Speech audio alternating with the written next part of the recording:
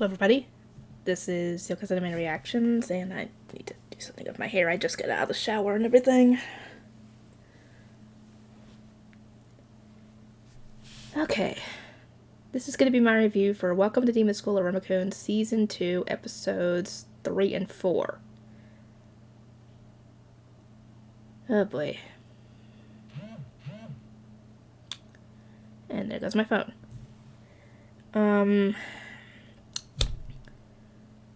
As you guys saw by the end of the last episode, Omri is not her usual self. She's essentially the complete opposite of what she was. She's now more timid, shy, I guess more ladylike, I guess if you want to put it that way. And yeah, they have no idea what the heck happened, who did it, or how to even change her back. So they take her to the school's infirmary and tell them what happened. And this is a spell, apparently, that is very entangled in her. So it's going to take some time for it to untangle. It'll do it naturally as long as they keep to her usual routine. However, because of this, like I said, her memory is affected, which means she can't do her usual, her usual stuff. So the others are having to pick up all the slack that she's not able to do. And she kind of notices. Anyway, like I said, all the others are feeling the burn at this point because they're trying to do their jobs as well as split up her job into enough tasks that they can all handle. But obviously they're going to stick by her no matter what because, she's a student council president. They're loyal to her.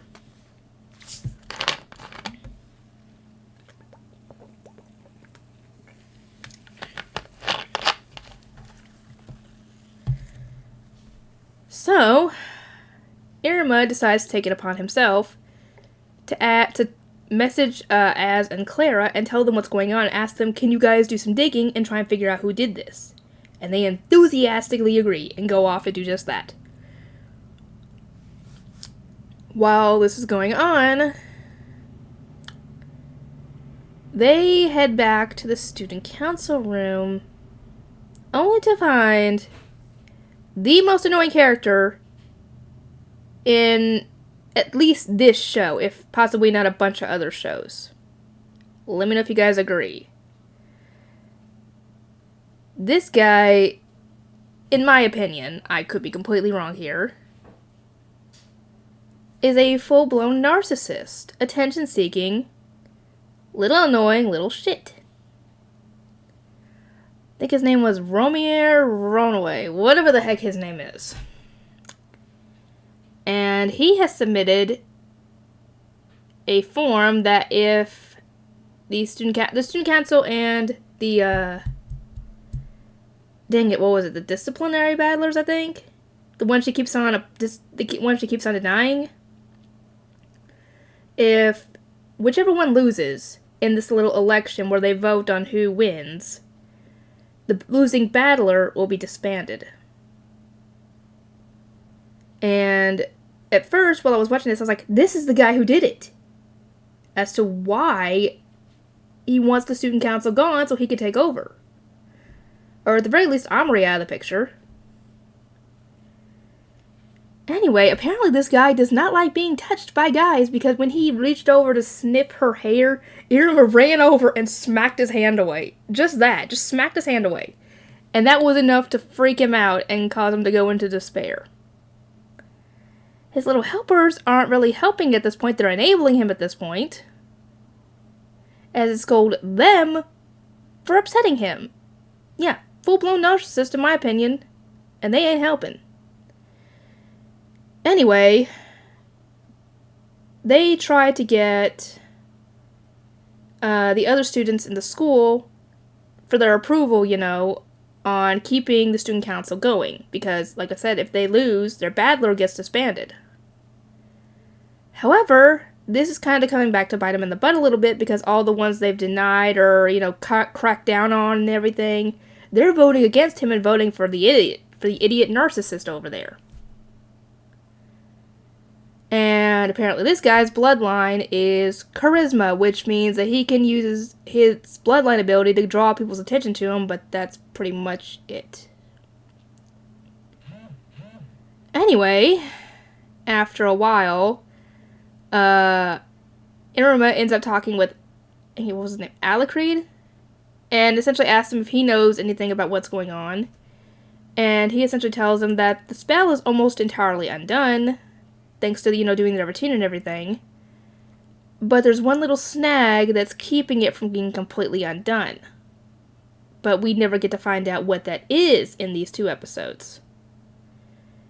And Omri walks out, and I thought for a second that she was back to normal because she was in her normal clothes, and she was talking normally, and I was like, she's back! What was the trigger? Come on! Nope. Not yet. Nope. That fooled me. And I'm sure that fooled many other people too. Anyway, she explains that she wants to go back to normal, but she doesn't know how.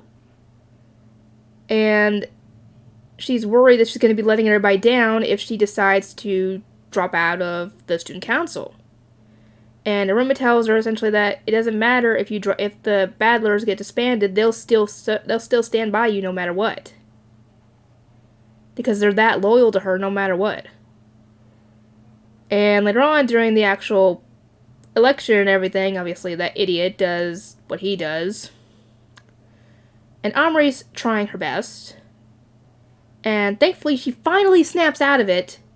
And essentially tells everybody to essentially steal their resolve, go after what they desire, and never give up. And this essentially spurs everybody to vote for Omri and them. So they win. And I don't know why, but I'm guessing out of pity, maybe?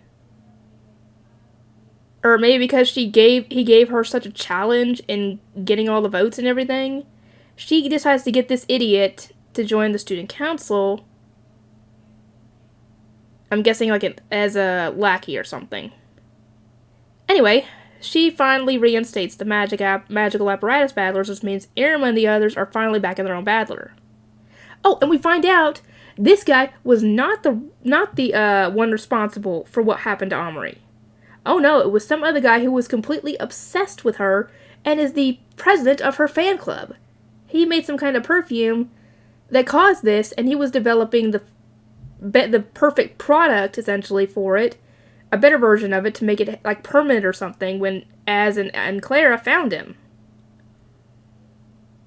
Thankfully, they were obviously able to put a stop to him. However, I can't remember if it was in this episode or a later episode, but he ends up being forced to join the magical apparatus battlers. So I guess that means they have their 3rd-year student, because I think he's a 3rd-year student. I could be completely wrong. But yeah, thankfully, things are now back to normal. And like I said, we still have no clue why it took so long for that spell to wear off. Alacreed thinks that maybe she wanted to be as cute as possible for as long as possible because she wanted Iruma's attention. Iruma denies this, which I don't know if it was actually true, but it sounds like a possibility considering what happens in the next scene, where she's freaking out after, talking with him, asking herself, was I talking normally to him? Did I treat him the same as I do?